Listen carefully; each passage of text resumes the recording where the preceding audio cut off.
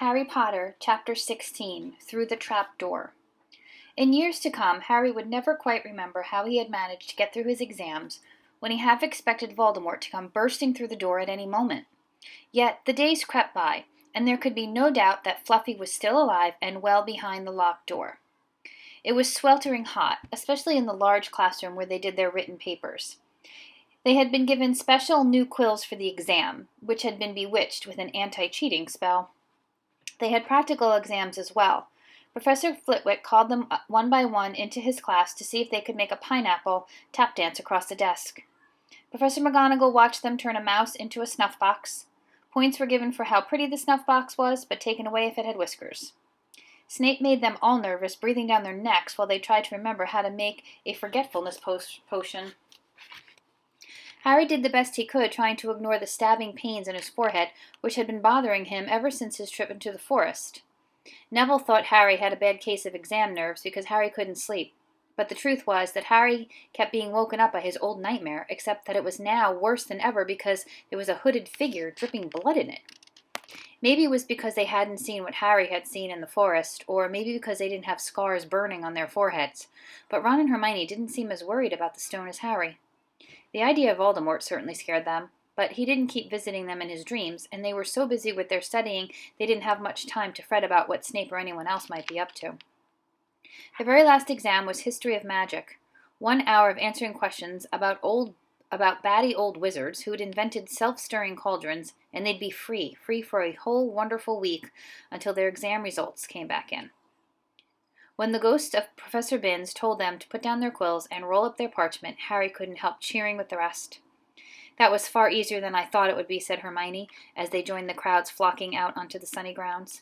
"I needn't have learned the 1637 Werewolf Code of Conduct or the Uprising of Elfric the Eager." Hermione always liked to go through their exam papers afterward, but Ron said this made him feel ill, so they wandered down to the lake and flopped down under a tree.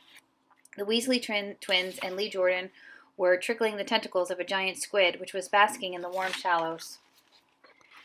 "No more studying," Ron sighed happily, stretching out on the grass.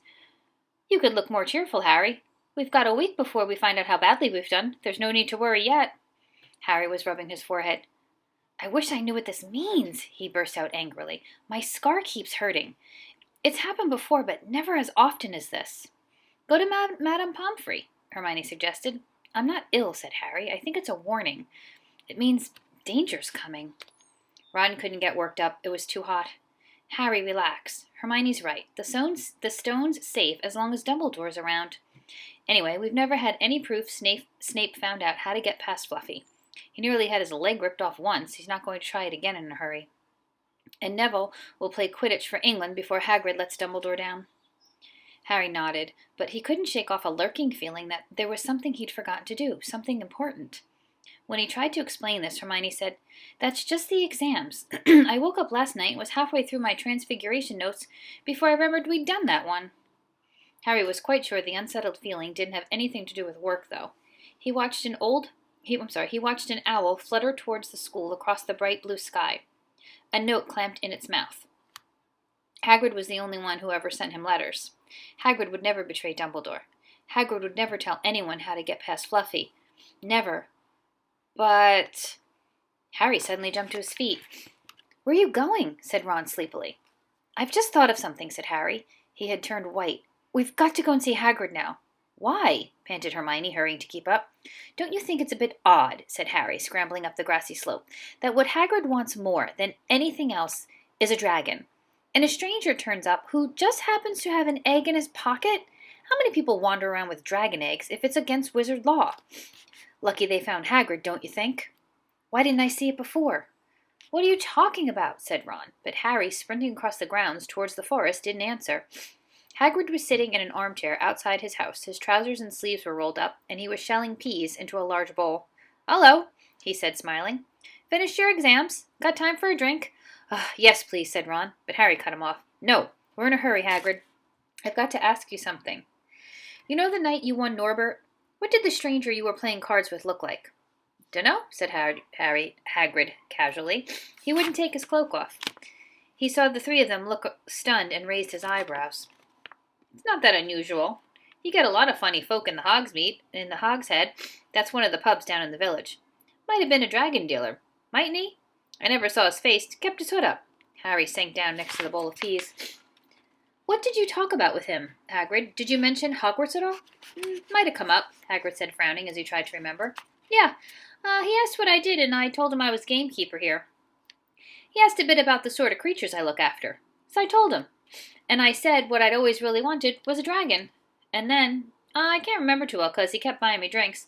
Let's see, yeah. Then he said he had the dragon egg and we could play cards for it if I wanted. But he had to be sure if I could handle it. He didn't want it to go to any old home. So I told him after Fluffy, a dragon would be easy. And did he seem interested in Fluffy? Harry asked, trying to keep his voice calm. Well, yeah. How many three-headed dogs do you meet, even at Hogwarts? So I told him, Fluffy's a piece of cake if you know how to calm him down. Just play a bit of music, and he'll go straight off to sleep. Hagrid suddenly looked horrified. I shouldn't have told you that, he blurted out. Forget I said it. Hey, where are you going? Harry, Ron, and Hermione didn't speak to each other at all until they came to a halt in the entrance hall, which seemed very cold and gloomy after the grounds. We've got to go to Dumbledore, said Harry. Hagrid told that stranger how to get past Fluffy, and it was either Snape or Voldemort under that cloak. It must have been easy once he got Hagrid drunk. I just hope Dumbledore believes us. Firenze might back us up if Bane doesn't stop him. Where's Dumbledore's office? They looked around as if hoping to see a sign pointing them in the right direction. They had never been told where Dumbledore lived, nor did they know anyone who had ever been sent to him. We'll just have to, Harry began, but a voice suddenly rang out across the hall. What are you three doing inside?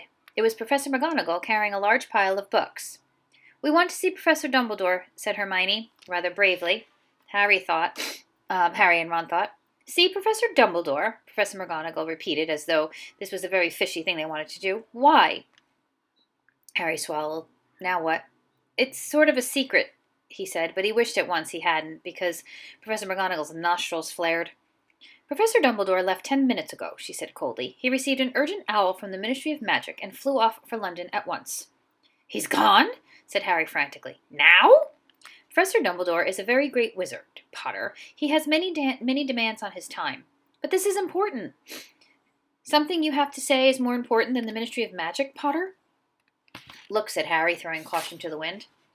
Professor, it's about the Sorcerer's Stone. Whatever Professor McGonagall had expected, it wasn't that. The book she was carrying tumbled out of her arms, but she didn't pick them up. How do you know? She sputtered. Professor, I know that someone's going to try and steal that stone. I've got to talk to Professor Dumbledore. She eyed him with a mixture of shock and suspicion. Professor Dumbledore will be back tomorrow, she said finally. I don't know how you found out about the stone, but rest assured no one can possibly steal it. It's too well protected. But Professor, Potter, I know what I'm talking about, she said shortly. She bent down and gathered up the fallen books. I suggest you all go back outside and enjoy the sunshine. But they didn't. It's tonight, said Harry, once he was sure Professor McGonagall was out of earsight.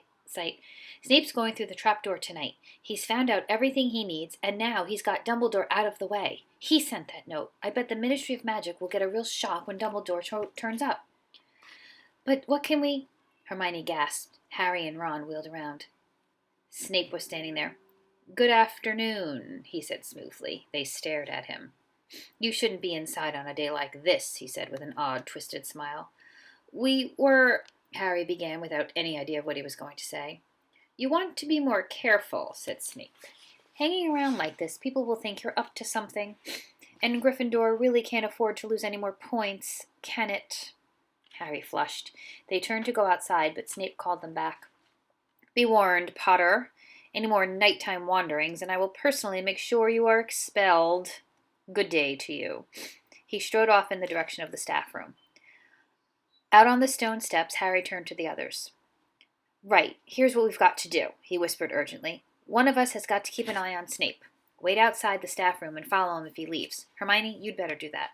Why me? It's obvious, said Ron. You can pretend to be waiting for Professor Flitwick. You know, he put on a high voice. Oh, Professor Flitwick, I'm so worried. I think I got question 14B wrong. Oh, shut up, said Hermione. But she agreed to watch out for Snape. And we better stay outside the third floor corridor, Harry told Ron. Come on. But that part of the plan didn't work. No sooner had they reached the door, separating Fluffy from the rest of the school, than Professor McGonagall turned up again, and this time she lost her temper. "I suppose you think you're harder to get past than a pack of enchantments," she stormed. "Enough of this nonsense. If I hear you've come anywhere near here again, I'll take another 50 points from Gryffindor. Yes, Weasley, from my own house." Harry and Ron went back to the common room. Harry had just said, "At least Hermione's on Snape's tail," when the portrait of the fat lady swung open and Hermione came in. "I'm sorry, Harry," she wailed. "Snape came out and asked me what I was doing, so I said I was waiting for Flitwick, and Snape went to get him, and I've only just got away. I don't know where Snape went." "Well, that's it then, isn't it?" said Harry. The other two stared at him. He was pale and his eyes were glittering. "I'm going out of here tonight, and I'm going to try to get that stone first." "You're mad," said Ron. "You can't," said Hermione. "After what McGonagall and Snape have said, you'll be expelled." "So what?" Harry shouted. "Don't you understand? If Snape gets a hold of the stone, Voldemort's coming back. Haven't you heard what it was like when he was trying to take over? There won't be any Hogwarts to get expelled from. He'll flatten it or turn it into a school for the dark arts. Losing points doesn't matter anymore, can't you see? Do you think he'll leave you and your families alone if Gryffindor wins the House Cup? If I get caught before I get the stone, well, I'll have to go back to the Dursleys and wait for Voldemort to find me there. It's only dying a bit later than I would have, because I'm never going over to the dark side. I'm going through that trapdoor tonight, and nothing you two can say is going to stop me. Voldemort killed my parents, remember?" He glared at them. "You're right, Harry," said Hermione in a small voice. "I'll use the invisibility cloak," said Harry. "It's just lucky I've got it back." "But will it cover all three of us?" said Ron. All three of us? Oh, come off it. You don't think we'd let you go alone?" "Of course not," said Hermione briskly. "How do you think you'd get the stone without us?" "I'd better go and look through my books. There might be something useful." "But if we get caught, you two will be expelled too." "Not if I can help it," said Hermione grimly. "Flitwick told me in secret that I got 112% on his exam. They're not throwing me out after that."